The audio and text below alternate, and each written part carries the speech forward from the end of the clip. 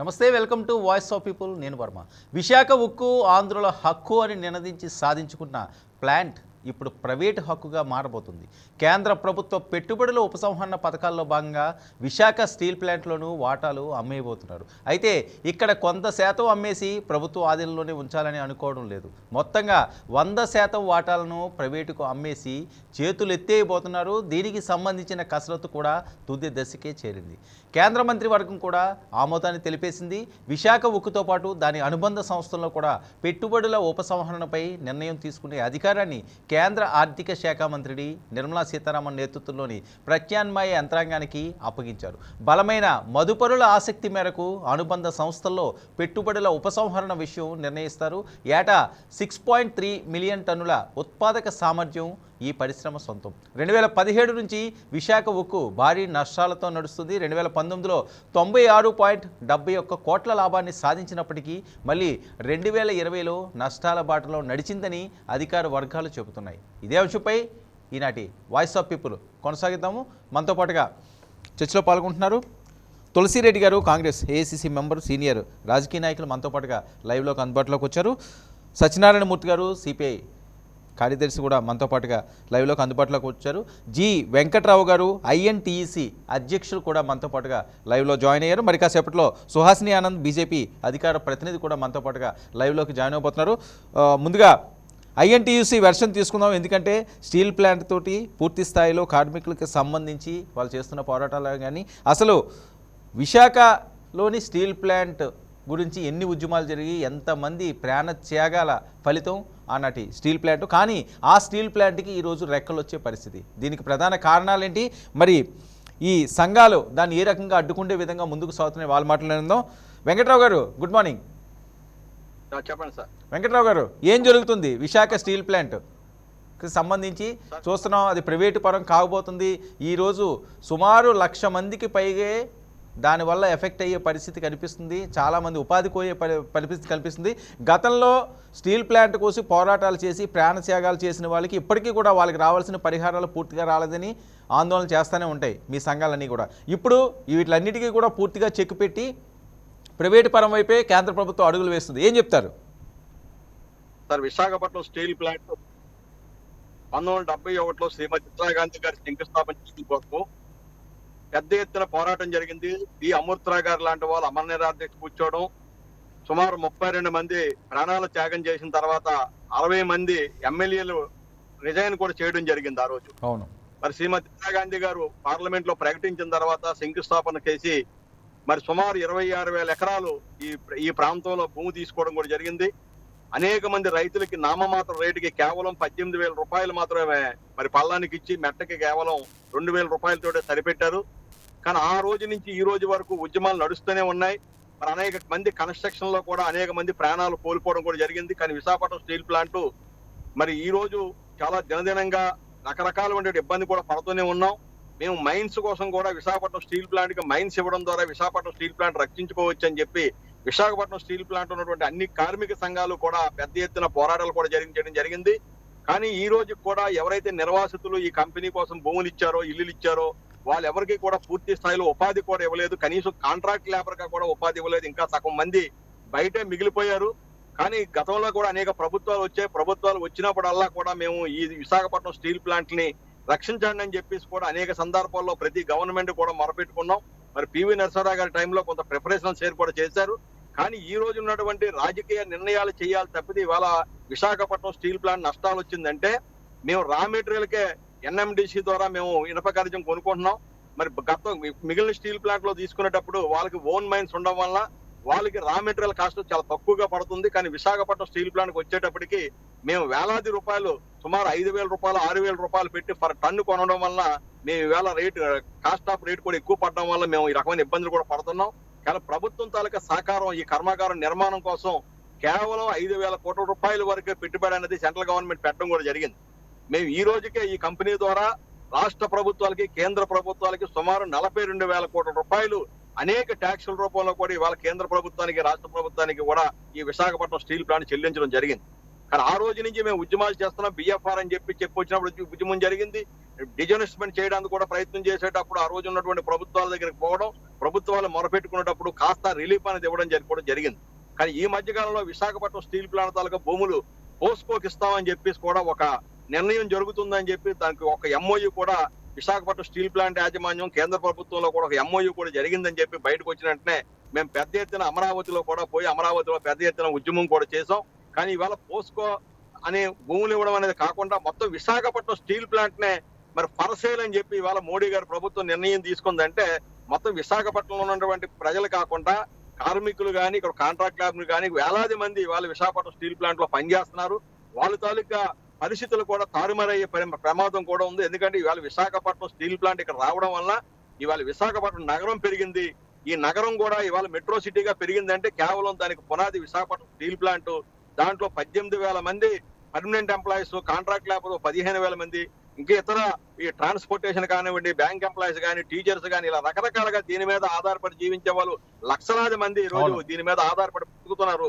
ఇలాంటి వాళ్ళ తాలూకా జీవితాలు తారుమారే విధంగా ఇవాళ కేంద్ర ప్రభుత్వం నిర్ణయం తీసుకుందంటే ఈ రాష్ట్రంలో ఉన్నటువంటి మొత్తం తెలుగు ప్రజలందరూ ఏకమవ్వాలా. ఎందుకంటే విశాఖ ఉక్కు ఆంధ్రుల లెక్క అని చెప్పి ఎంతో మంది పోరాటం చేసినటువంటి ఫలితమే ఈ రోజు విశాఖపట్నం స్టీల్ ప్లాంట్. అనేక మంది విద్యార్థి దశలోనే అనేక మంది ఉద్యమాలు చేశారు. అమృతరావు ప్రాణాలు పోగొట్టుకున్నారు. తెన్నేటి విశ్వనాథ్ గారు లాంటి వాళ్ళు కూడా ఎంతో ఉద్యమం నడిపారు. పత్తి శాస్త్రి గారు కానీ, బైరాంగ్ గారు కానీ, అలాగే ఇక్కడ ఉన్న కార్మిక సంఘాలు కానీ ఈ ప్రాంతంలో వెంకట్రావు గారు ఆనాటి ఉద్యమం టైంలోని సత్యనారాయణమూర్తి గారు, తులసిరెడ్డి గారు కూడా యువకులే, వాళ్ళకి పూర్తిగా దీని మీద అవగాహన ఉన్నది. రైట్, వాళ్ళ వెర్షన్ కూడా తీసుకుందాం. వాళ్ళ వెర్షన్ తీసుకుని మళ్ళీ మీ దగ్గరికి వస్తాను.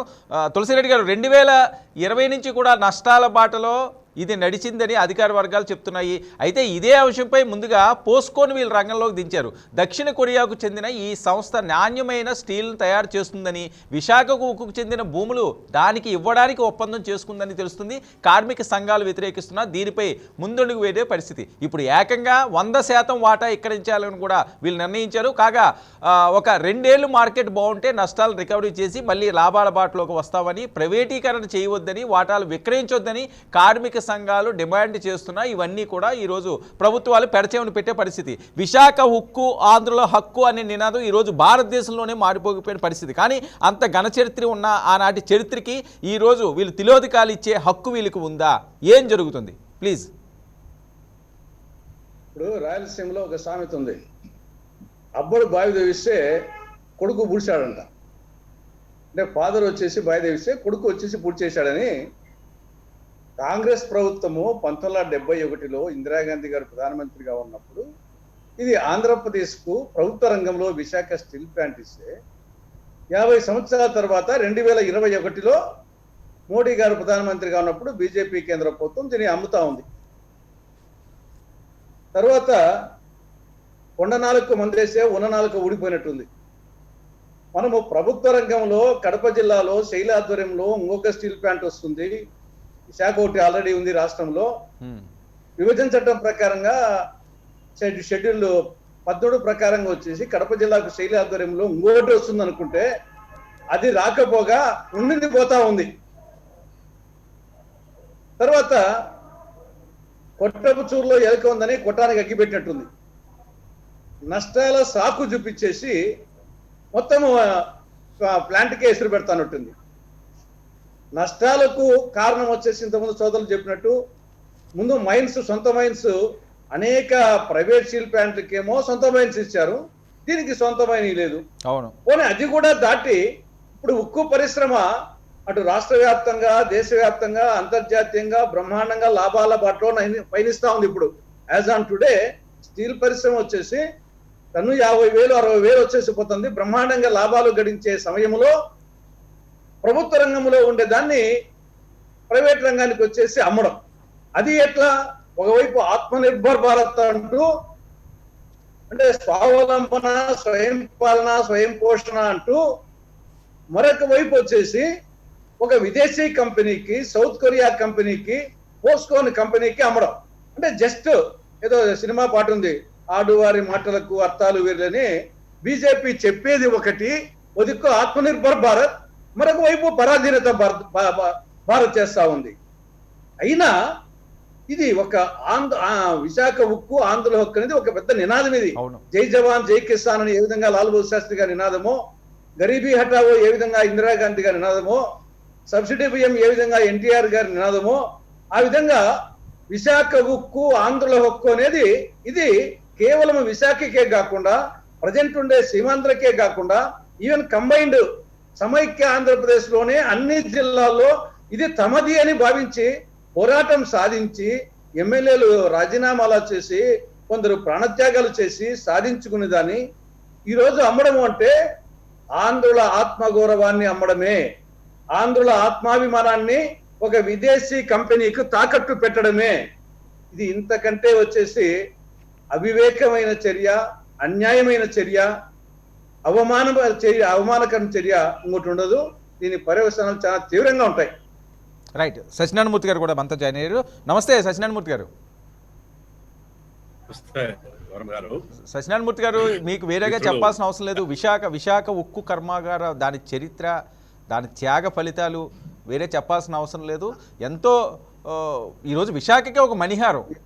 స్టీల్ ప్లాంట్ ప్రాంతం అన్నది అది ఒక పారిశ్రామిక వాడవడానికి కూడా కారణం అదే బేసు ఆ ప్రాంతంలోని. సో ఇలాంటి ప్లాంట్ని ఎక్కడో కడపలోని వాటిల్లోని కొత్తగా ఉక్కు కర్మాగారాలు నిర్మాణిస్తున్నాము, అందరికీ ఉపాధి కలుగుతుంది అని చెబుతున్న ప్రభుత్వాలు ఉన్నదాన్ని ఓడబీకే వైపు అడుగులు వేస్తున్న నేపథ్యం. గతంలో కూడా మీరు చాలాసార్లు ఈ గనుల గురించి వాటి గురించి కూడా ఆందోళన చేశారు. ఇప్పుడు అసలు ఇది ప్రైవేటు పరం పూర్తిగా అయిపోతున్న పరిస్థితుల్లో మీ భవిష్యత్ కార్యాచరణ ఏంటి, ఏం చెప్పాలనుకుంటున్నారు సూటిగా ప్రభుత్వాలకి? వర్మ గారు నమస్తే అండి. అలాగే ప్యానెల్లో ఉన్న మిత్రులు తులసిరెడ్డి గారు, వెంకట్రావు గారు చాలా విషయాలు చెప్పారు. ఇప్పుడు 71లో ఇందిరాగాంధీ గారు శంకుస్థాపన అంటే ఊరికనే జరగలేదు. 69 నుంచి పెద్ద ఎత్తున పోరాటం జరిగి విశాఖ ఉక్కు ఆంధ్రుల హక్కు అనేటటువంటి ఒక నినాదంతో ఉమ్మడి ఆంధ్రప్రదేశ్ లో 23 జిల్లాల్లో, అంటే ఆ రోజుకి ఇంకా విజయనగరం జిల్లా ఏర్పడలేదు అనుకోండి, ఎన్ని జిల్లాల్లో మొత్తం రాష్ట్ర వ్యాప్తంగా ఆందోళన జరిగి 32 మంది ప్రాణాలు బలి ఇచ్చిన తర్వాత మాత్రమే శంకుస్థాపన జరిగింది. శంకుస్థాపన అనంతరం కూడా పనులు ప్రారంభం కాలేదు. జనతా ప్రభుత్వం వచ్చిన తర్వాత నిధులు కేటాయించడం, పనులు ప్రారంభం అయ్యాయి. సరే, స్టీల్ ప్లాంట్ ప్రొడక్షన్ ప్రారంభం అయ్యేటప్పటికి స్టీలు అంటే లోహాల యొక్క ధరలు ఎలా ఉంటాయనంటే అంతర్జాతీయ మార్కెట్కి అనుసంధానం ఉంటుంది. ముందులో కొంత నష్టాలు వచ్చిన మాట వాస్తవమే. తర్వాత వాజ్పేయి గారి హయాంలో బాగా నష్టాలు వచ్చాయి. అప్పుడు కూడా ప్రైవేట్ పరం చేయడానికి ఒక ప్రయత్నం చేస్తే దానికి వ్యతిరేకంగా పెద్ద ఎత్తున ఆందోళన జరిగింది. విశాఖ ఉక్కు ఆంధ్రుల హక్కు అనేటటువంటి ఆ నినాదం ఇచ్చి ఆ ఉద్యమంలో పాల్గొన్నటువంటి వాళ్ళలో ఇద్దరు అప్పుడు ఇంకా బతికున్నారు, పత్తి శేషయ్య గారు, బైరాగ్ గారు. వీళ్ళు స్వతంత్ర సమరయోధులు కూడా.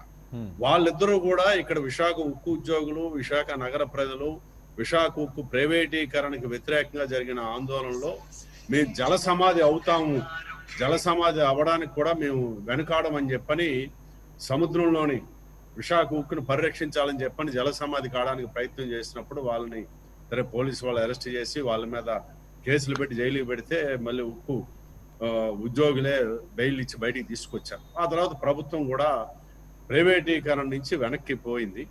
దానికి అవసరమైనటువంటి సకాలంలో దానికి అవసరమైనటువంటి నిధులు కేటాయించడం. ఇప్పుడు వెంకట్రావు గారు చెప్పినట్టు సొంత గనులు విశాఖ ఉక్కుకుంటే ఈ రోజుని ₹1 కూడా దానికి నష్టం వచ్చేటటువంటి పరిస్థితి లేదు.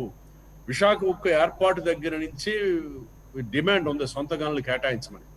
ప్రతి ప్రభుత్వం ఎన్నికల్లో హామీ ఇస్తా ఉన్నారు, అధికారంలోకి వచ్చిన తర్వాత గనుల కేటాయింపుని అటకెక్కిస్తా ఉన్నారు. ఇప్పుడు వచ్చినటువంటి ఈ ప్రభుత్వం కూడా అదే రకమైనటువంటి హామీ ఇచ్చి ఇప్పుడు ప్రైవేటు వ్యక్తులకి గనులు కేటాయిస్తా ఉన్నారు తప్ప ఈ విశాఖ ఉక్కు ప్రభుత్వ రంగము నవరత్నాల్లో ఒకటి మంచి లాభాలను ఆర్జించి పెట్టింది. రెండో దశ విస్తరణకి సంబంధించి సొంత నిధులతోనే దాన్ని విస్తరణ పూర్తి చేసుకున్నటువంటి విశాఖ ఉక్కు దీనికి ఒక ప్రత్యేకమైన చరిత్ర ఉంది.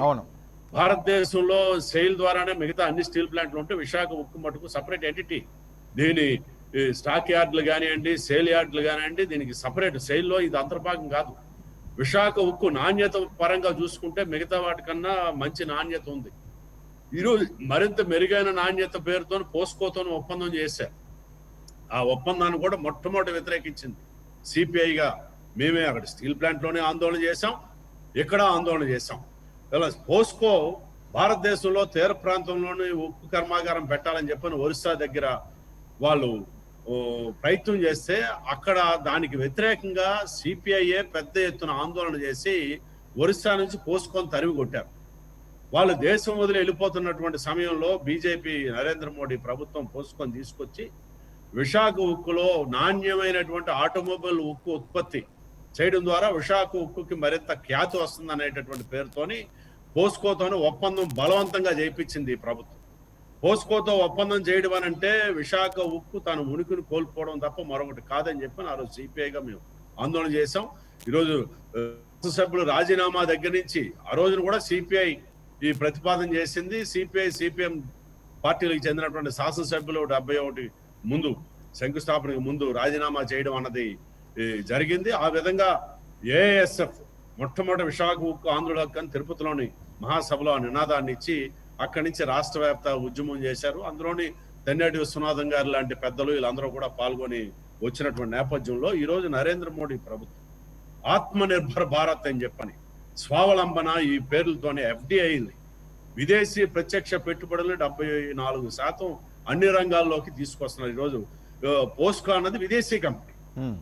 విదేశీ కంపెనీకి విశాఖ ఉక్కు 26,000 ఎకరాల భూమి రెండో ఫేజ్ విస్తరణకి సంబంధించి సొంత నిధులతోనే విస్తరణకి వెళ్ళినటువంటి విశాఖ ఉక్కు, అంత చరిత్ర ఉన్నటువంటి విశాఖ ఉక్కు వరల్డ్ క్లాస్ స్టీల్, దాని గ్రేడ్లో నాణ్యతలో ప్రపంచంలోనే పోటీ పడగల స్థాయిలోని ఇప్పుడు దాన్ని కేటాయించినటువంటి ఉక్కు ఉత్పత్తి చేస్తున్నటువంటి స్టీల్ ప్లాంట్ ని పోస్కోకి అప్పనంగా కట్టబెట్టాలనేటటువంటి దాంతో ఈ రోజు ఈ ప్రయత్నాలు చేస్తా ఉన్నారు. దీనికి వ్యతిరేకంగా ఇప్పటికే ప్రారంభమైంది, ఉద్యమం ప్రారంభమైంది. అక్కడ కార్మిక సంఘాలు చేస్తున్నాయి, విశాఖలో ఉన్న రాజకీయ పార్టీలు చేస్తున్నారు. దీనిలో ఉన్నటువంటి మిగతా విశాఖ ప్రజల్ని, రాష్ట్ర ప్రజల్ని, ఎందుకంటే ఈ రాష్ట్రానికి ఒక గర్వకారణం ఇది. విశాఖ ఉక్కు అన్నది ఏదో ఈ ప్రాంతంలో ఉన్నటువంటి వాళ్ళు పోరాడి సాధించుకున్నది కాదు. ఈరోజు ఉద్యోగాలుకి అందరూ ఉద్యోగాలు వచ్చారంటే ఆ రోజు ఉన్నటువంటి ప్రజలు, రాష్ట్ర ప్రజలు చేసినటువంటి పోరాట ఫలితంగానే ఆ ఉద్యోగాలు వచ్చి, అందుకని విశాఖ ఉక్కు ఉద్యోగులు, ఈ రాష్ట్ర ప్రజలు, అవసరమైతే ఉమ్మడి రాష్ట్ర ప్రజలు, ఎందుకంటే తెలంగాణ కూడా ఇంకో స్టీల్ ప్లాంట్ లేదు, తెలుగు రాష్ట్రాల్లో ఉన్నటువంటి ఉక్కు కర్మాగారం ఇది ఒకటే.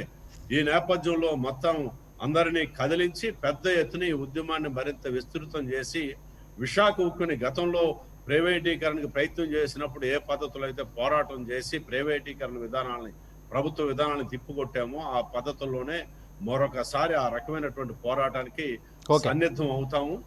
విశాఖ ప్రజలకి ఈ ఉక్కు కర్మాగార పోరాటం కొత్తది కాదు, పోరాడే సాధించుకున్నాం. ఇప్పుడు ప్రభుత్వ కుట్రలను కూడా పోరాడే తిప్పి కొడతామని చెప్పని తెలియజేస్తాం. రైట్. వెంకటరావు గారు చెప్పండి. వెంకటరావు గారు, ఏంటి దీని పర్యవసానం ఎటువైపు వెళ్ళే పరిస్థితి ఉంటుంది?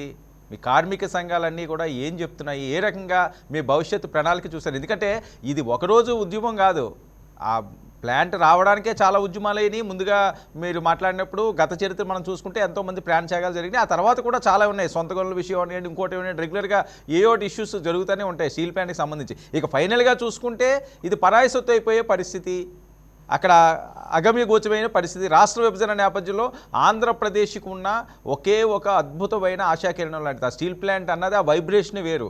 విశాఖ ఉక్కు కర్మాగారం, విశాఖ ఉక్కు అన్నది ఆ వైబ్రేషనే అదొక రకమైన ఉత్తేజాన్ని కలిగిస్తుంటాయి. ఎందుకంటే ఆ రోజు మనం చూసినట్టు విశాఖ ఉక్కు ఆంధ్రులకు హక్కు అనే ఆ పోరాటాన్ని స్ఫూర్తిగా తీసుకుని రాష్ట్రాల్లో, తెలుగు రాష్ట్రాల్లో ఎన్నో పోరాటాలు కూడా ముందుకెళ్ళినాయి. అదే స్ఫూర్తి మనం తీసుకోవాలి, అదే స్ఫూర్తితో ముందుకు సాగాలి అన్నవి చాలా ఉద్యమాలు వచ్చినాయి. సో అంత చరిత్ర ఉన్న ఈరోజు ఈ ఉక్కు కర్మాగారం పక్కకు వెళ్ళే పరిస్థితి కనిపిస్తున్నది, ప్రైవేటు పరం వెళ్ళే పరిస్థితి. మీ భవిష్యత్తు ప్రణాళిక ఏ రకంగా రచిస్తున్నారు సార్? ఇప్పటికే పెద్దల తులసిరెడ్డి గారు, సత్యనారాయణమూర్తి గారు కూడా చెప్పారు.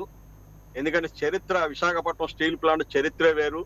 అందు గురించి దీన్ని ఇక్కడ ఉన్నటువంటి కార్మిక సంఘాలు ఇప్పటికే పోరాటంలో ఉన్నాం. ఆల్రెడీగా మేము పోరాట కార్యక్రమంలో ముందుకెళ్తున్నాం.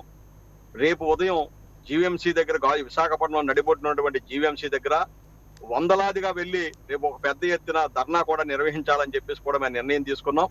ఇప్పటికే అనేక మంది పెద్దలు, విశాఖపట్నం పార్లమెంట్ సభ్యులు ఎంఈ సత్యనారాయణ గారిని కానీ, పల్లా శ్రీనివాసరావు గారిని కానీ, స్థానిక శాసనసభ్యులు నాగిరెడ్డి గారిని, ఇతర రాజకీయ పార్టీ నాయకులు అందరినీ కూడా మేము కలుస్తున్నాం సార్. అందరూ కూడా వారి తాలూకా సంఘీభావం కూడా తెలియజేయడం జరిగింది. ఈ రోజు ఈ ఉద్యమం అనేది ప్రజా ఉద్యమం కింద వెళ్తుంది. ఎట్టి పరిస్థితుల్లో కూడా విశాఖపట్నం స్టీల్ ప్లాంట్ ని ప్రైవేటీకరణ చేస్తామంటే విశాఖపట్నంలో ఉన్నటువంటి కార్మిక వర్గం ఎవరూ కూడా ఒప్పుకోరు. అవసరమైతే దానికి ఎంత ఉద్యమానికైనా మేము ముందుకెళ్ళడానికి మేము సిద్ధంగా ఉన్నాం. మేము కూడా ప్రపోజ్ చేసేది ఏంటంటే, మాకు ఏదైతే మైన్స్ ప్రాబ్లమ్స్ ఉన్నాయో ఎన్ఎండిసి దగ్గర ఆల్రెడీగా మాకు లింక్ అయి ఉంది కాబట్టి ఎన్ఎండిసి వాళ్ళు కూడా ఒక నగరనారి స్టీల్ ప్లాంట్ అని చెప్పి ఒక నిర్మాణం చేసుకున్నారు. వాళ్ళు దాన్ని నడపలేక దాన్ని కూడా ఇవాళ ప్రైవేటీకరణ అమ్మకానికి కూడా దాన్ని కూడా పెట్టారు. కాబట్టి విశాఖపట్నం స్టీల్ ప్లాంట్ లో ఉన్నటువంటి టెక్నాలజీ ఉంది, ఆఫీసర్లు కూడా బాగా శిక్షణ పొందినటువంటి ఆఫీసర్లు ఉన్నారు, బాగా అనుభవించినటువంటి ఆఫీసర్లు ఉన్నారు, కార్మికులు కూడా బాగా అంకిత భావంతో పనిచేసే వాళ్ళు ఉన్నారు. కాబట్టి మేము కోరేది ఏంటంటే ఎన్ఎండిసిని విశాఖపట్నం స్టీల్ ప్లాంట్ ని ఒక యూనిట్ కింద చేస్తే ఖచ్చితంగా విశాఖపట్నం స్టీల్ ప్లాంట్ తాలూకా భవిష్యత్తు బాగుంటుంది. ఈ రాష్ట్ర ప్రభుత్వానికి ముఖ్యంగా జగన్మోహన్ రెడ్డి గారికి కూడా మేము కోరేది ఏంటంటే గతంలో శాలం స్టీల్ ప్లాంట్ ఇలా ప్రైవేటీకరణ చేస్తాననేటప్పుడు అక్కడ ఉన్నటువంటి తమిళనాడు గవర్నమెంట్ అనేటువంటి జయలలిత గారి నాయకత్వంలో ఒక తీర్మానం కూడా చేసి ఆ కేంద్ర ప్రభుత్వాన్ని పంపించి అక్కడ కూడా దాన్ని ఆపుకోవడం జరిగింది. అలాగే విశాఖపట్నం స్టీల్ ప్లాంట్ సంబంధించి ఒక చరిత్ర కలిగిన స్టీల్ ప్లాంట్ పెద్దలు రాజశేఖర రెడ్డి గారి టైంలో కూడా దీనికి ఏదో ఆదుకొని ఎక్స్పెన్షన్ కోసం కూడా ఆ రోజు ప్రయత్నం చేసి మన్మోహన్ సింగ్ గారి చేతుల మీదుగా ఇవాళ 3.2 మిలియన్ నుంచి 7.3 మిలియన్ టన్ కూడా ఎక్స్పెన్షన్ కూడా చేసుకున్నాం. అందు గురించి ఇంత భవిష్యత్తు కలిగిన కర్మాగారానికి దాన్ని కాపాడుకోవాల్సిన బాధ్యత ఇక్కడ ఉన్నటువంటి అన్ని రాజకీయ పార్టీలకు ఉంది. ముఖ్యంగా ఈ రాష్ట్రంలో అధికారంలో ఉన్నటువంటి జగన్మోహన్ రెడ్డి గారి ప్రభుత్వానికి ఉంది. కాబట్టి వాళ్ళందరూ కూడా తలుసుకుంటే ఖచ్చితంగా కేంద్ర ప్రభుత్వాన్ని ఒప్పించగలరు. అవసరమైతే రాష్ట్ర ప్రభుత్వమే మరి కడపలో స్టీల్ ప్లాంట్ పెడతామంటున్నారు. మరి కడపలో స్టీల్ ప్లాంట్ పెట్టాలంటే అక్కడ కూడా వేలాది కోట్ల రూపాయలు ఇన్వెస్ట్ చేయవలసిన అవసరం ఉంటుంది. అలాంటిది ఆల్రెడీ నిర్మాణంలో ఉంది, ఆల్రెడీ ఉత్పత్తిలో ఉంది, ఎక్స్పెన్షన్ ఇంకా 26,000 ఎకరాలు ఉన్నది. కాబట్టి ఇంకా కంపెనీ కన్స్ట్రక్షన్ చేయగా ఇంకా 10,000 ఎకరాల వరకు కూడా ఎక్స్ట్రా ల్యాండ్ కూడా ఉంది. కాబట్టి ఆ నిర్మాణం ఏదైతే విశాఖపట్నం స్టీల్ ప్లాంట్ కడపలో కట్టాలనుకుంటున్నారో ఈ ప్రభుత్వం అక్కడ కూడా నిర్మాణం చేయొచ్చు. కానీ విశాఖపట్నం స్టీల్ ప్లాంట్ లో కూడా రాష్ట్ర ప్రభుత్వం కీలకమైన బాధ్యత తీసుకొని అవసరమైతే రాష్ట్ర ప్రభుత్వమే దీంట్లో ఇన్వెస్ట్మెంట్ చేసే విధంగా కూడా నిర్ణయాలు చేయాలని చెప్పేసి కూడా మేము ఐఎన్టీసీగా వారిని రిక్వెస్ట్ చేస్తున్నాం. అలాగే పెద్దలందరినీ కూడా కలిసి ఇప్పటికే వినతిపత్రాలు సమర్పించాం. రేపు పెద్ద ఎత్తున మేము విశాఖపట్నం నడిపట్టిన కూడా పోరాటం కూడా చేస్తున్నాం. కాబట్టి దానికి తగ్గట్టుగానే అన్ని రాజకీయ పార్టీలు కూడా సహకరించాలని చెప్పి విశాఖపట్నం స్టీల్ ప్లాంట్ కార్మికుల తరపున, కార్మిక సంఘాల తరపున కూడా అందరం కూడా మేము విజ్ఞప్తి చేస్తున్నాం. రైట్ వెంకటరావు గారు 1 మినిట్ అండి. రైట్, విశాఖ ఉక్కుకి సంబంధించి ప్రైవేటు పరం చేస్తున్న అంశంపై సర్వత్రా ఆందోళన వ్యక్తం అవుతున్నాయి. విశాఖ ప్రజలందరూ కూడా ఏకతాటిపై. మనతో పాటుగా బీజేపీ అధికార ప్రతినిధి సుహాసిని ఆనంద్ గారు కూడా జాయిన్ అయ్యారు. సుహాసిని గారు గుడ్ మార్నింగ్. గుడ్ మార్నింగ్ అండి, నమస్తే. ప్యానెల్లో ఉన్న పెద్దలందరికీ నమస్తే. రైట్, సుహాసిని గారు మీకు వేరేగా చెప్పాల్సిన అవసరం లేదు. విశాఖకి ఉక్కుకి ఉన్నంత చరిత్ర ఈరోజు వరల్డ్ వైడ్ ఒక గొప్ప స్టీల్ని కూడా తయారు చేస్తున్నాము, ఎంతో గొప్పగా చెప్పుకుంటాం. అసలు విశాఖపట్నంలోని స్టీల్ ప్లాంట్ అన్నది ఈరోజు దేశవ్యాప్తంగా మారుమోగుతున్న అంశం. ఇలాంటి దాన్ని ఈరోజు పరిశ్రమలకి అండగా తోడుగా ఉండాల్సిన ప్రభుత్వాలు, అది రాష్ట్ర ప్రభుత్వం అనివ్వండి, కేంద్ర ప్రభుత్వం అనివ్వండి, కానీ వాటిని నిర్వీర్యం చేసే విధంగా, ప్రైవేటు పరం చేసే విధంగా అన్న అంశం ముఖ్యంగా విశాఖపట్నానికి సంబంధించి. ఎందుకంటే విశాఖ ఉక్కు ఆంధ్రుల హక్కు అనే నినాదం ఈ రోజుకు కూడా మారుమోగుతుంటుంది మొత్తం ఆ ప్రాంతాలన్నింటిలోని కూడా, 2 రాష్ట్రాల్లోని కూడా. సో అలాంటి దాని మీద కేంద్ర ప్రభుత్వం ఎందుకు ఫోకస్ పెట్టింది? ఇది మీకు ఇబ్బందికర పరిస్థితి ఏమో అని అనిపించక తప్పట్లేదు బీజేపీ ప్రభుత్వానికి. Please. No not at all అండి. In fact pleasure to talk about it అండి. అదేంటంటే నవరత్నం అదే మామూలు కంపెనీ కాదు. అది స్టీల్, అది విశాఖ ఉక్కు ఆంధ్రుల హక్కు అన్నది కరెక్ట్. అది one of the gems of our country. దానిని ఒక విషయం అండి మనం అబ్జర్వ్ చేసుకోవాల్సింది ఏంటంటే ఏ ప్రభుత్వం అయినా సరే లాభాల్లో నడిపించడానికే ప్రయత్నం చేస్తుంది తప్ప నష్టపోకూడదు. ఆ సంస్థ నిలబడాలి, 10 కాలాల పాటు నిలబడాలి, అందరినీ ఆదుకోవాలి అనే ఉద్దేశంతో చేసే ప్రతి ప్రక్రియ ఆ విధంగానే ఉంటుంది తప్ప అది ఒక్కసారిగా ఓవరాల్ గా అమ్ముకునే అంటే అది పూర్తిగా భూస్థాపితం అవ్వకూడదు. దాన్ని బతికించే ప్రయత్నమే తప్ప ఇందులో వేరే విధంగా మనం మాట్లాడుకోవాల్సిన అవసరం లేదు. ఫస్ట్ ఆఫ్ ఆల్ ఏంటంటే మొదట్లో కొన్ని ప్రైవేటైజేషన్ అన్నది కాదు. ముందు అక్కడ ఉన్న వర్కర్స్, అక్కడ ఉన్న కాంట్రాక్ట్ వర్కర్స్ అందరికీ కూడా ఉపాధి కంప్లీట్ గా ఉండాలి. వాళ్ళకి ఎట్టి పరిస్థితులు నష్టపోకూడదు, ఆ భయం అనేది వాళ్ళకు ఉండకూడదు. First point. రెండోది ఏంటంటే ప్రైవేటైజేషన్ ఇవాళ ఏం కొత్తగా జరుగుతున్న అంశంగా మనం మాట్లాడుకుంటే హాస్యాస్పదంగా ఉంటుంది. 91లోనే మన మాక్సిమం అప్పట్లో ఒక్క కాల్ కి 15 రూపాయలు అయ్యేది. ఇవాళ ప్రైవేట్ ప్లేయర్స్ వచ్చారు కాబట్టి అది ఇవాళ రూపాయి కన్నా తక్కువకు పడిపోయింది. సో ఆ విధంగా ఆలోచించాలి. రెండోది ఏంటంటే ఎట్టి పరిస్థితుల్లోనూ విశాఖ ఉక్కు అన్నది it is definitely A pride and honour of our country. దానిని ఏ విధంగా అది నష్టపడకూడదన్న ఉద్దేశమే తప్ప అంతకన్నా వేరేది లేదు. ఇప్పుడు రా మెటీరియల్స్ విషయంలో ఏంటి, గనులు కేటాయించడంలో విషయం ఏంటి, అన్ని విధంగానూ కూడా దానికి తగిన ప్రణాళిక వేసి దానిని బతికించే ప్రయత్నమే ఇది, భాగమే ఇది. అండ్ రెండోది ఏంటంటే థర్డ్ పాయింట్, సెంట్రల్ గవర్నమెంట్ ఇప్పుడు ఆఫ్టర్ ది పాండమిక్ ఏదైనా సరే ఒకటి సర్వైవల్ దిశగా ఒకటి, రెండోది రివైవల్ దిశగా ఒకటి కొన్ని ప్రణాళికలో భాగంగా జరుగుతుంది. ఒకటి సర్వైవల్ అంటే చాలా వరకు ఎకానమీ కుదేలైపోయిన పరిస్థితిలో మన కంట్రీ నిజంగా ఇంత జనాభా ఉండి ట్యాక్స్ పేయర్స్ బాగా తక్కువ కంపారిటివ్లీ టు అమెరికా. అక్కడ 95% ఆఫ్ ది ట్యాక్స్ పేయర్స్ ఉన్నారు, ఇక్కడ 5 crores కూడా కట్టని పరిస్థితి. సో ఇన్ని రకాల నష్టాలు జరుగుతున్నా సరే ఇంకా మన దేశం ఈ విధంగా మనం నిలదొక్కుకోగలిగి ఇన్ని విధాలుగా ఒక ప్యాకేజ్ రూపంలో కానీ ఇంకొక రకంగా కానీ మనము మేనేజ్ చేయగలుగుతున్నాము అంటే that is because of the మనం తీసుకునే ఒక పాలసీ డెసిషన్స్ వల్లని. సో సర్వైవల్ ముందు నిలదొక్కుకోవాలి అండ్ ఆఫ్టర్ దట్ రివైవల్ ఖచ్చితంగా పుంజుకోవాలి. సో ఆ విధంగా తీసుకునే స్టెప్స్ తప్ప దీన్ని ఇంకొకటి ఇది ఒక పార్టీ బీజేపీ తీసుకునే డెసిషన్ అని కాదండి.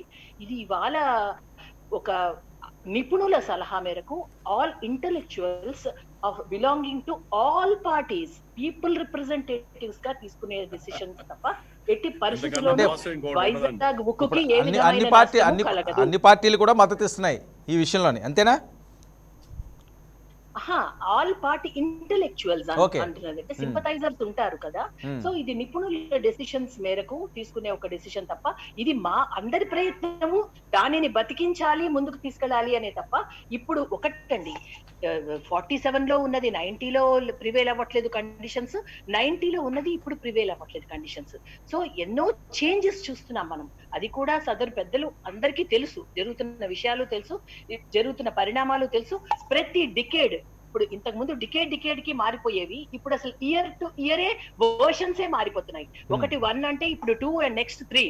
సో ఇంత డిజిటల్ గా మనం అడ్వాన్స్ అవుతున్న తరుణంలో ఎట్టి పరిస్థితుల్లోనూ ఉంటుంది definitely I to concern, we to have so much of concern about this because it is one of our gem. దానిని పరిరక్షించే విధంగానే తప్ప మరొకటి లేదు. Okay, right. తులసిరెడ్డి గారు, కాలం మారుతున్నప్పుడు వారితో పాటుగా అన్నీ మారాల్సిన అవసరం ఉంది, పరిస్థితులతో పాటుగా అప్డేట్ అవ్వాల్సిన అవసరం ఉంది. అందులో ప్రక్రియ కానీ ఈరోజు ఉంటుంది 90sలోది 2000లో లేదు, 2010ది 2020లోని పరిస్థితి. ఆ రకంగానే మేము దాన్ని స్వాగతిస్తున్నాము, అందులో ఉన్న గొప్పతనాన్ని మేము గుర్తిస్తున్నాము. కానీ లాభాల బాటకి నడిపించే ఉద్దేశంతో మేము ఈ అడుగులు వేస్తున్నాము, నష్టాల బాటలో కూరుకుపోవద్దన్నది బీజేపీ సారాంశం. ప్లీజ్. ఇప్పుడు నష్టాలు అనేది జస్ట్ ఒక సాకు మాత్రమే, ఒక మిష మాత్రమే. నిజంగా నష్టాలే అనుకుంటే ప్రజెంట్ వచ్చేసేసి ఉక్కు పరిశ్రమ లాభాల బాటలో పయనిస్తుంది యాజ్ ఆన్ టుడే. నష్టాలు ఉన్నప్పుడు గతంలో వరకు నష్టాలు ఉన్నాయి వాస్తవమే. యాజ్ ఆన్ టుడే టన్ను 50,000 రూపాయలు 60,000 రూపాయలతో ఈరోజు ఉక్కు పరిశ్రమ బ్రహ్మాండమైన లాభాలతో ప్రపంచవ్యాప్తంగా ఉంది. కాబట్టి అది కరెక్ట్ కాదు. రెండవది పోనీ గతంలో అయినా సరే నష్టాలు ఉన్నప్పుడు సొంత మైన్స్ వచ్చేసి అనేక ప్రైవేటు స్టీల్ ప్లాంట్స్కి వచ్చేసి సొంత మైన్స్ ఇచ్చినటువంటి ప్రభుత్వాలు దీనికి సొంత మైన్స్ ఇచ్చింటే ఈ పరిస్థితి ఉండేది కాదు. మూడవది పోనీ ఆధునిక టెక్నాలజీ కొంత ఫండ్స్ కావాలంటే 100%లో ఏదో ఒక 10%, 20%, 30% ఇచ్చినా పర్లేదు. మొత్తము 100% మొత్తం అమ్ముతామంటే దీనికి జస్టిఫికేషన్ ఎక్కడ ఉంది? ఒకవేళ నిజంగా కొంత ఫండ్స్ కావాలి మోడర్నైజేషన్ అనుకుంటే సరే ఏదో ఒక 10%, 20%, 30% దాంట్లో అమ్మి డబ్బులతో వచ్చేసి మోడర్నైజ్ చేస్తామంటే అర్థం ఉంది. మొత్తం 100% అమ్మేస్తూ క్యాపిటల్ దానికి సొంత మైన్స్ ఏర్పాటు చేయకుండా లాభాల బాటలో పయనిస్తూ ఉంటప్పుడు అని ఇప్పుడు నష్టాలను రికవరీ చేస్తానికి కోసం చేస్తున్నది ఒక షాకు మాత్రమే, మిష మాత్రమే, దానికి జస్టిఫికేషన్ లేదు. కాబట్టి ఇప్పుడు నా అభిప్రాయం ప్రకారము ప్రభుత్వము తన నిర్ణయాన్ని ఉపసంహరించుకోవాలంటే 4 సొల్యూషన్స్. ఒకటి, రాష్ట్రానికి చెందినటువంటి బీజేపీ నాయకులందరూ అటు పార్టీ పరంగా అటు అధికార పదవులకు మొత్తం రాజీనామా చేయడం అనేది ఫస్ట్ థింగ్. ఇది ముందు బీజేపీ నాయకులు మొత్తం రాష్ట్ర నాయకులు అటు పార్టీ పదవులకు ప్రభుత్వ పదవులకు. రెండవది వచ్చేసి ఎంపీలు అటు లోక్సభ ఎంపీలు రాజ్యసభ ఎంపీలు పార్టీలకు అతీతంగా అందరూ రాజీనామా చేయడం అనేది రెండవది. మూడవది వచ్చేసి రాష్ట్ర ప్రభుత్వము అసెంబ్లీలో పెట్టి దీనికోసం స్పెషల్ సెషన్ అయినా పెట్టి దీనికోసమే అసెంబ్లీ తీర్మానం చేసి పంపించడం. నాలుగవది ముఖ్యమంత్రి జగన్మోహన్ రెడ్డి గారు పార్లమెంటు ముందర నిరాహారదీక్ష చేయడం.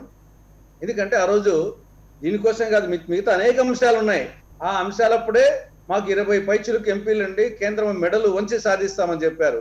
15 నెలలు అయిపోయింది, సాధించలేదు, ఇంకా ఉన్నయే పోతున్నాయి.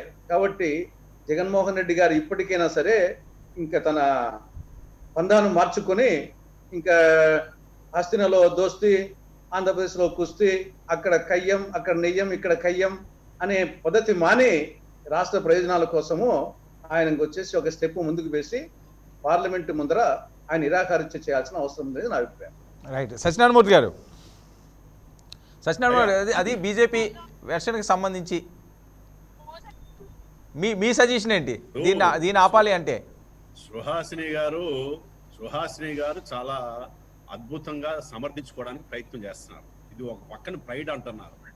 తర్వాత అది ఇంకా సర్వైవ్ కావడానికే ఈరోజు ప్రైవేటీకరణ చేస్తున్నామని చెప్పనేది మాట్లాడుతూ ఉన్నారు. విశాఖ ఉక్కు సర్వైవల్కి సంబంధించి ప్రైవేటీకరణ చేయాల్సిన అవసరం లేదు. ప్రభుత్వానికి చిత్తశుద్ధి ఉంటే విశాఖ ఉక్కుని పరిరక్షించడానికి ఎన్ని రకాలుగా అవకాశాలు ఉన్నాయి, అన్ని అవకాశాలు ఉన్నాయి. వాటిని వినియోగించుకోకుండా అసలు ఇప్పుడు నరేంద్ర మోడీ ప్రభుత్వం, అసలు మీరు బీజేపీ ఈ ప్రభుత్వం వాజ్పేయి గారు అధికారంలోకి వచ్చిన తర్వాత పెట్టుబడుల ఉపసంహరణకి ఒక మంత్రిత్వ శాఖను ప్రారంభించారు. సో పెట్టుబడుల ఉపసంహరణ మీ దగ్గర నుంచే ప్రారంభమైంది. ఈ దేశ సంపదని, ప్రజల యొక్క శ్రమతో సృష్టించబడినటువంటి సంపద, శ్రామిక ప్రజలు మీరంతా ట్యాక్స్, ఇన్కమ్ ట్యాక్స్ కట్టకపోవచ్చు, కానీ సామాన్య ప్రజలు కోట్లాది మంది వలస కార్మికులు వాళ్ళ యొక్క శ్రమతో సృష్టించినటువంటి సంపదని అప్పనంగా పెట్టుబడిదారులకి, విదేశీ గుత్త సంస్థలకి దోచిపెట్టడమే బీజేపీ యొక్క ఆర్థిక విధానం తప్ప మరొకటి కాదు. ఆ నేపథ్యంలోనే ఈ రోజున ఇదేదో దీన్ని రక్షించడానికి ట్యాక్స్ పేయర్స్ చాలా తక్కువ ఉన్నా దీన్ని ఈ దేశం పాండమిక్ లోని బ్రహ్మాండంగా చేసిందనంటే కోట్లాది మంది కార్మికులు నడిచిపోతా ఉంటే కనీసం స్పందించే హృదయం లేనటువంటి బీజేపీ నేతలు ప్రధానమంత్రి గారి దగ్గర నుంచి ఎవరైనా ఆఖరికి సుప్రీంకోర్టు కలగజేసుకుంటే తప్ప వాళ్ళకి ఎటువంటి ఆసరా చూపిస్తారు. అందుకని పాండమిక్ లో మీరు ఏదో గొప్పతనాలు సాధించారని చెప్పని చెప్పుకోవద్దు. ఎందుకంటే ఎంత దుర్భరమైన స్థితి ఈ రోజుని సంపద సృష్టించినటువంటి కార్మిక వర్గం, వలస కార్మికులు ఎదుర్కొన్నారో ప్రపంచం అంతా చూసింది. అదే ఈ రోజుని దాన్ని ఏదో ప్రైడ్ అది ఇది అని అంటూనే దాన్ని ప్రైవేటు పరం చేయడం అని అంటే పోస్కోకి ప్రత్యేకించి ఆత్మనిర్భర్ భారత్ ఏమవుతుంది? మీ నినాదం ఏమైంది? పోస్కో ఒక విదేశీ కంపెనీకి ఈ దేశంలో నవరత్నాల్లో ఉన్నటువంటి ఒక సంస్థని మీరు దోచి పెడతా ఉన్నారనంటే మీ ఆత్మనిర్భర్ భారత్ చెప్పండి. ఆత్మనిర్భర్ భారత్ అంటే ఈ దేశ సంపదనంతా విదేశీ గుర్త పెట్టుబడిదారులకి దారాదత్తం చేయడమా?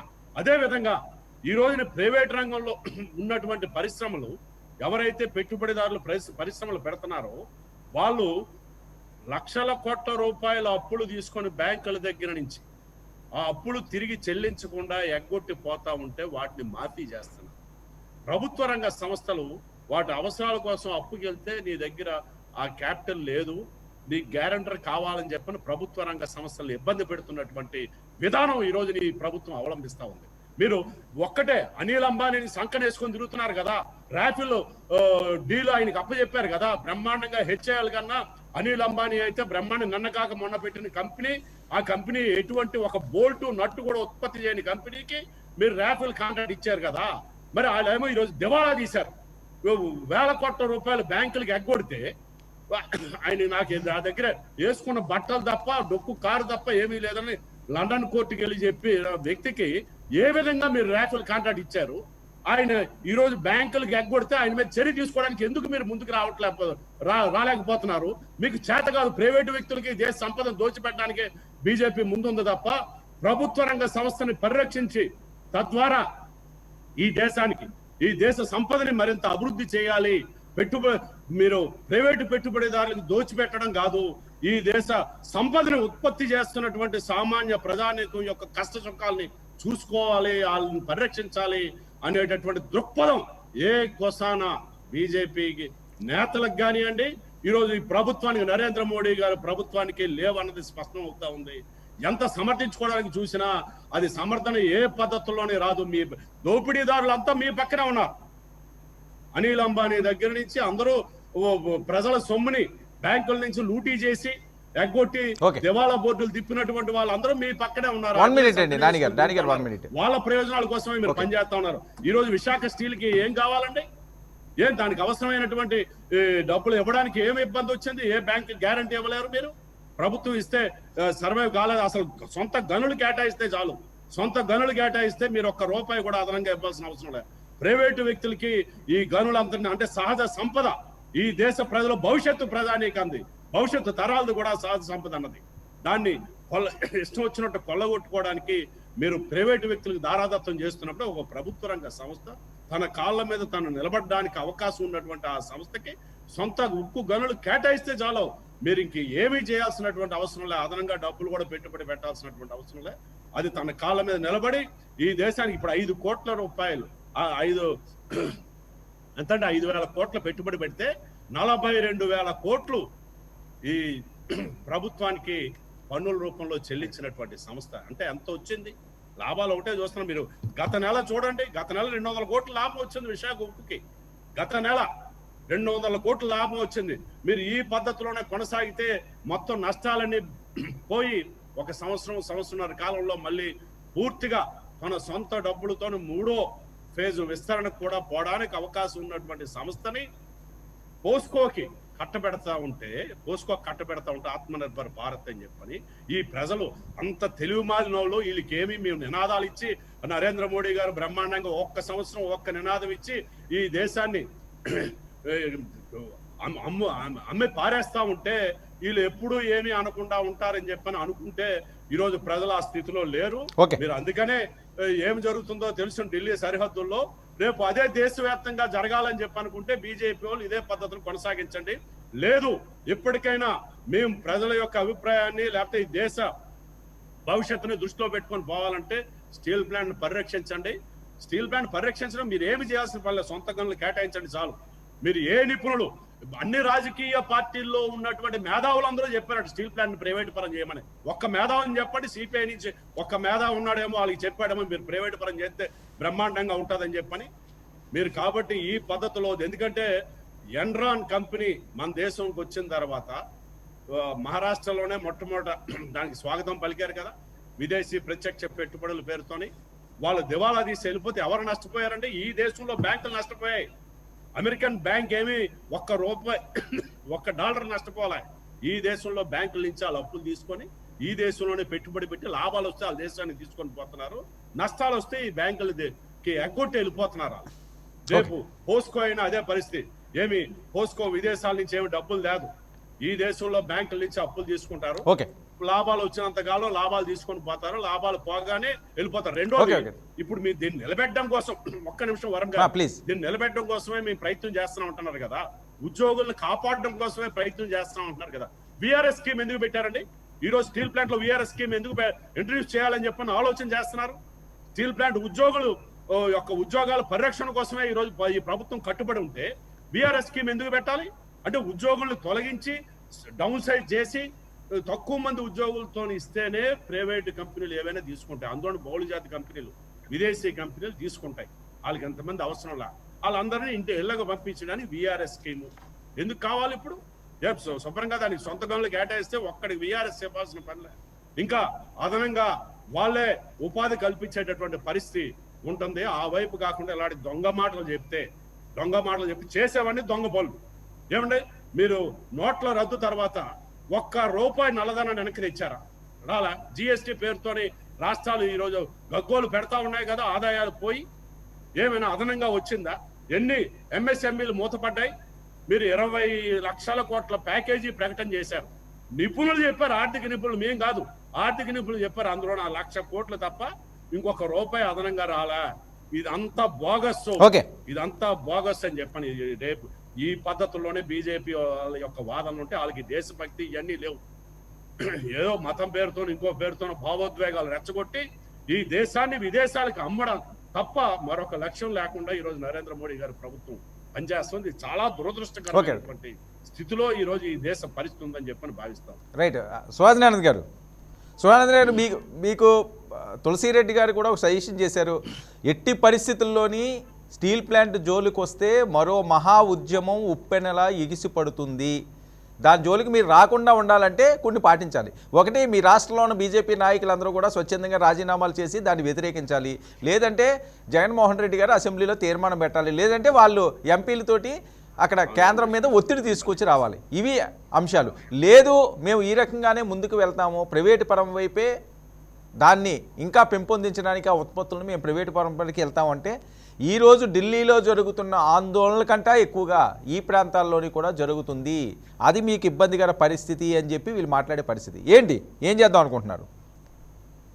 ఒకటండి, ఉద్యమాలు చేయడం అందరికి హక్కు అండ్ సలహాలు ఇవ్వడం కూడా ఎవరి ఇష్టం వాళ్ళకి. దే కెన్ డెఫినెట్లీ వాళ్ళకున్న ఎక్స్పీరియన్స్తో వాళ్ళు మాట్లాడచ్చు.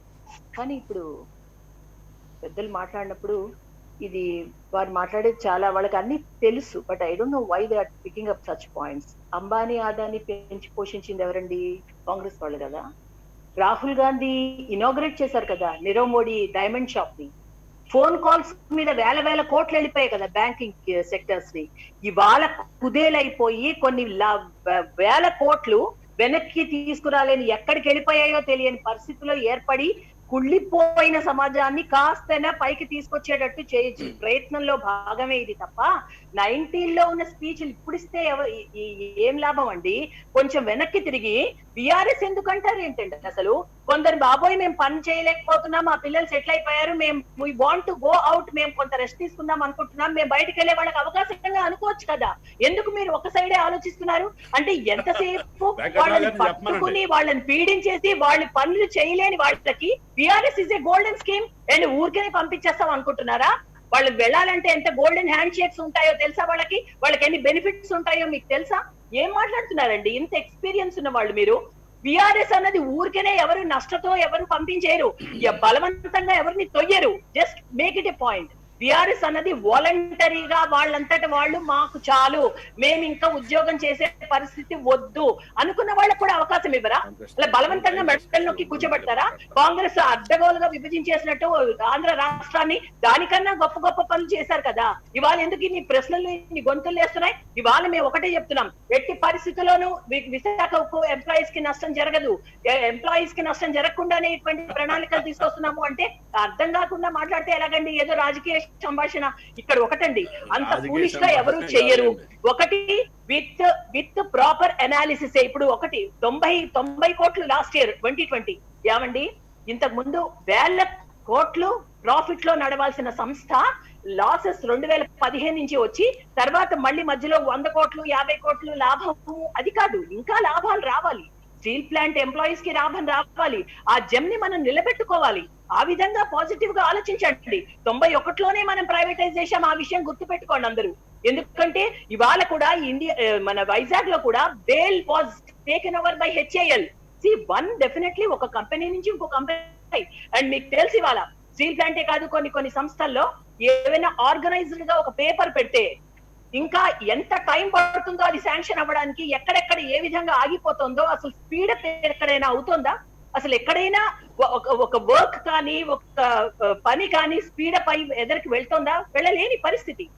ఎటువంటి అడ్డంకులున్నా సరే ఇటువంటివి తీసుకున్నప్పుడు గవర్నమెంట్ 100% గవర్నమెంట్ అంటే ఇప్పుడు ఎవరు? మేమే కదా.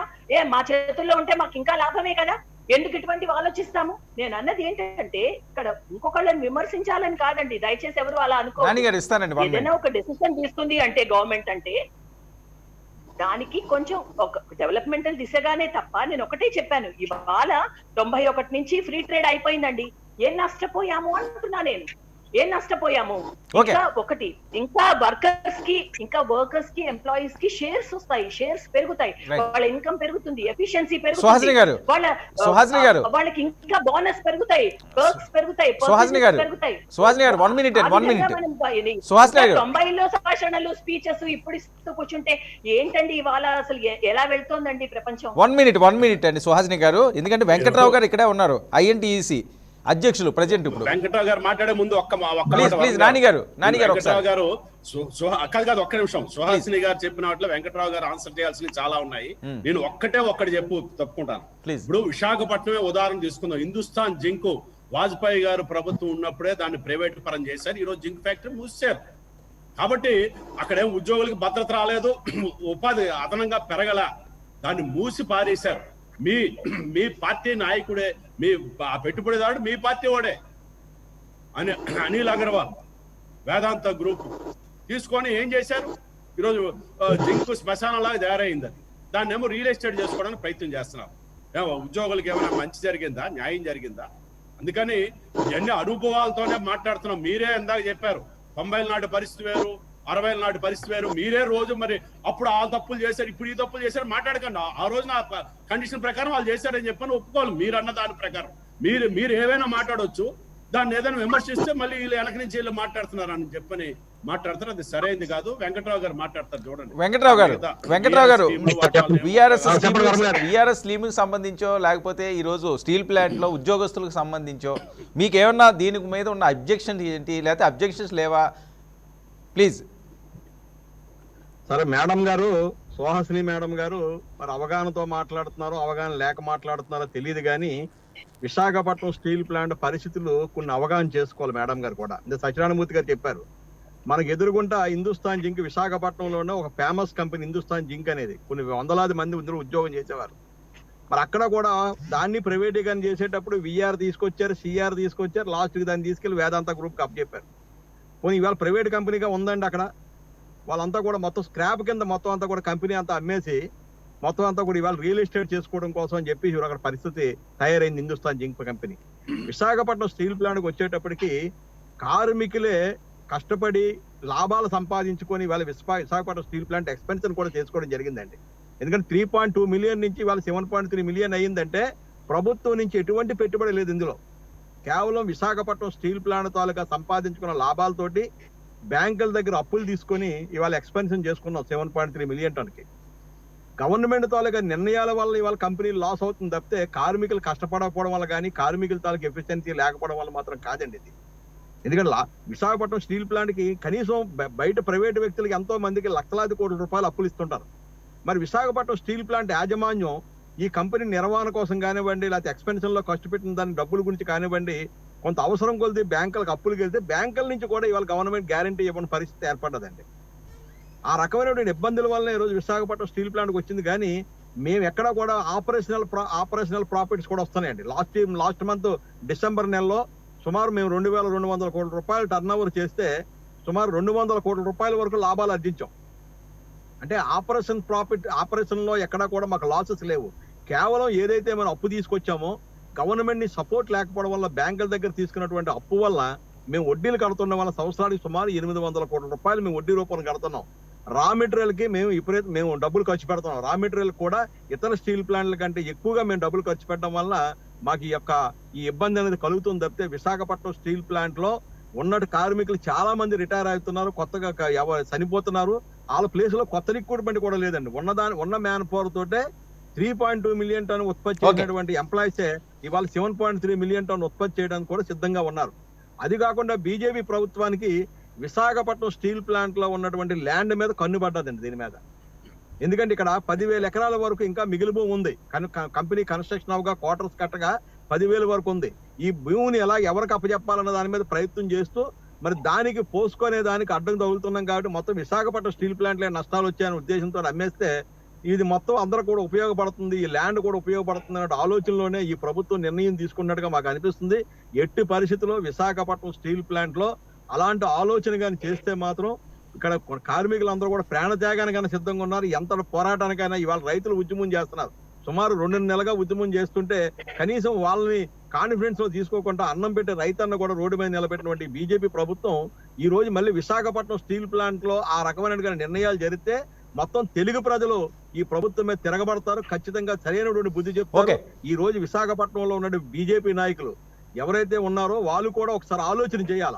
ఎందుకంటే మాధవ్ గారు కానివ్వండి, ఇతర బీజేపీ నాయకులందరూ కూడా ఒకసారి ఆలోచన చేసి విశాఖపట్నం చరిత్ర గురించి వాళ్ళందరూ తెలిసిన వాళ్ళు కాబట్టి ఖచ్చితంగా వాళ్ళు కూడా ప్రభుత్వం దృష్టి తీసుకెళ్లి విశాఖపట్నం తాలూకా ప్రజల తాలూకా మనోభావాలు విశాఖపట్నం కార్మికులు కానీ ఉక్కు కార్మికుల తాలూకా మనోభావాలు కూడా ప్రభుత్వం దృష్టి తీసుకెళ్లాలని చెప్పేసి కూడా మేము మీ ద్వారా తెలియజేస్తాం. తులసిరెడ్డి గారు, టైం లేదు, ప్లీజ్ ఫైనల్ గా కంక్లూడ్ చేయండి సార్. ఇప్పుడు కేంద్రంలోని బీజేపీ ప్రభుత్వము అకారణంగా ఆంధ్రప్రదేశ్ మీద కక్ష పెంచుకున్నది. ఈ 6 సంవత్సరాలుగా ప్రత్యేక హోదా ఇవ్వాలా, స్పెషల్ డెవలప్మెంట్ ప్యాకేజ్ ఇవ్వాలా, చట్టంలోని అంశాలు అమలు చేయాలా, మనవరం ప్రాజెక్టును మూసేశారు. తర్వాత వచ్చేసి ఆంధ్రా బ్యాంకు 100 సంవత్సరాల చేతి ఆంధ్రా బ్యాంకును కాలగర్భంలో కలిపేశారు. కడప జిల్లాలో స్టీల్ ప్లాంట్ పెట్టలే, ఇప్పుడు ఉన్న ప్లాంట్ ఎత్తేస్తున్నారు. కాబట్టి ఎందుకో ఆంధ్రప్రదేశ్ మీద అకారణంగా ఇది కేంద్రంలోని బీజేపీ నాయకులు కక్ష పెంచుకునే భాగంలో ఇది ఒకటి. ఇక రెండవది అప్పులు చేయడము, ఆస్తులు అమ్మడము, ఇది వాళ్ళ యొక్క టార్గెట్. కాబట్టి ఇప్పటికే అప్పులు వచ్చేసి 102 లక్షల కోట్లు, మళ్ళీ ఈసారి 12 లక్షల కోట్లు చేస్తా అని చెప్పేసి సగర్వంగా చెప్తున్నారు. ఇంకా అమ్మడం అనేది చింతామణి డ్రామాలో పద్యం ఉంది, భవానీ శంకర్ పద్యం, తాతల నాటి క్షేత్రములెల్ల తెగనమ్మి దోషులతో తెచ్చి పోసినారని, మొత్తం వచ్చేసి అత్తగారిచ్చిన అంటు మామిడి తోట నీవు కోరంగా రాసి ఇచ్చినానని మొత్తం అన్ని అమ్మి వీళ్ళు పరిపాలన సాగిస్తారు. ఆ నేపథ్యంలోనే ఇవన్నీ చేస్తున్నారు. దానికి పేరు వచ్చేసి ఒకవైపు ఆత్మనిర్భర్ అని చెప్పేసి మొత్తం దేశాన్ని పరాధీనం చేస్తున్నారు. Okay, right. సుహాసిని గారు ప్లీజ్ ఫైనల్గా క్లోజింగ్ కామెంట్స్. ప్రైవేటైజేషన్ కాంగ్రెస్ వాళ్ళే చేసి మళ్ళీ దాని గురించి వాళ్ళు చేసిన వాటి మీద వాళ్ళే కామెంట్స్ చేసుకుంటున్నట్టుగా ఉంది వారు చెప్పేది. అండ్ ఇంకొకటి ఏంటంటే డెఫినెట్లీ ఇప్పుడు వారు స్టీల్ ప్లాంట్ వారు మాట్లాడినట్టుగా ఖచ్చితంగా ఇవి మేము కూడా కన్సిడర్ చేస్తామండి. ఇది అలా అవుట్ రైట్ గా ఎలా పడితే అదైతే అలా ఉండదు. We will definitely the employees and workers opinions definitely consider Suhasini garu ఆ విధంగానే ద్వారానే తప్ప దానికన్నా మరొకటి కాదు. మాట్లాడొచ్చు మనం దాని గురించి ఒక డిస్కషన్, మనం డెఫినెట్లీ దీని గురించి మళ్ళీ ఏంటి అని. ఇప్పుడు జింక్ విషయం అని అంటున్నారు మీరు ఇందాక, దాని గురించి ఇప్పుడు నేను స్టడీ చేశాను. అసలు రా మెటీరియల్ మొత్తం China, Australia, Canada, Bolivia and Kazakhstan, అంటే అంతంత రా మెటీరియల్ అంత కాస్ట్లీ ఇంపోర్ట్ చేసుకుని మనం సర్వైవ్ అవ్వగలమా మన దేశంలో? అందుకని మేక్ ఇన్ ఇండియా భాగంలోగా వచ్చిందండి. ప్రతి దానికి కూడా మనం కొంత స్టడీగా దీని మీద ఏదో ఎలా పడితే అలా ఆర్గ్యుమెంట్ కూడా నేను చేయదలుచుకోవట్లేదు. మనం ఇదేమి ఏ కంపెనీ గురించైనా దాని మీద కొంత ఇన్ఫర్మేషన్ నేను తీసుకుని మాట్లాడే ప్రయత్నం మాత్రమే చేస్తున్నానండి. ఇప్పుడు జింక్ ఏదైతే అప్పుడు అన్నారో దాని గురించి కూడా ఇది. సో రా మెటీరియల్ ఏంటి, రేపు పొద్దున ఇంకొంచెం సరళీతరం అవుతుంది. ఇంతంత టైములు పట్టడం, ఒక హైరార్కీ, ఒక్కటే ఒక మాట చెప్తున్నా, 100% గవర్నమెంట్ చేతుల్లో ఉంటే మా చేతుల్లో ఉన్నట్టే కదా. అది ఇంకా ఇంతకన్నా ఎక్కువగా లాభాలు పెంచాలనే ఉద్దేశంతోనేనేమో ఖచ్చితంగా పెద్దలందరితోనూ మాట్లాడడం జరుగుతుంది. ఎట్టి పరిస్థితుల్లోనూ ఎవరి మనోభావాలు హర్ట్ అయి మాత్రం ఇది ముందుకు వెళ్లే పరిస్థితి లేదండి. ఇది it's one of the gem of country, అది మాత్రం ఖచ్చితం. సో దీనిలో మాత్రం వేరే అపోహలు వద్దు అని మా రైట్. సుహాస్ గారు ఖచ్చితంగా దీని మీద ఆలోచించాల్సిన అవసరం ఉంది. ఎందుకంటే విశాఖ స్టీల్ ప్లాంట్ కన్నది ఒక చరిత్ర ఉన్నది. ఎప్పుడు కూడా చరిత్ర విషయాలకి, చరిత్రల జోలికి కానీ టచ్ చేయడానికి చూస్తే అది ఒక మాయని మచ్చ కింద మీకు ఎప్పుడు ఉండిపోయే పరిస్థితి ఉంటుంది. కాబట్టి మీరు ఆ ప్రాంత వాసులు కాబట్టి ఎక్కువగా మీరే దీని మీద దృష్టి సారించాలి. మీరు అవనియండి, ఆయన చెప్పినట్టుగా మాధవ్ గారు అవనియండి, హరిబాబు గారు అవనియండి, డెఫినెట్లీ అవన్నీ తప్పకుండా కన్సిడర్ చేస్తాము. నేను ఫస్ట్ చెప్పాను, it's the pride of our. Right, okay, thank you అండి. సుహాసిని ఆనంద్ గారు చర్చలో పాల్గొన్నందుకు థ్యాంక్ యూ. వెంకట్రావు గారు థ్యాంక్ యూ. తులసిరెడ్డి గారు థ్యాంక్ యూ. సత్యనారాయణ మూర్తి గారు. ఇది ఇవాల్టి వాయిస్ ఆఫ్ పీపుల్. స్టే చుట్టూ 9 టీవీ.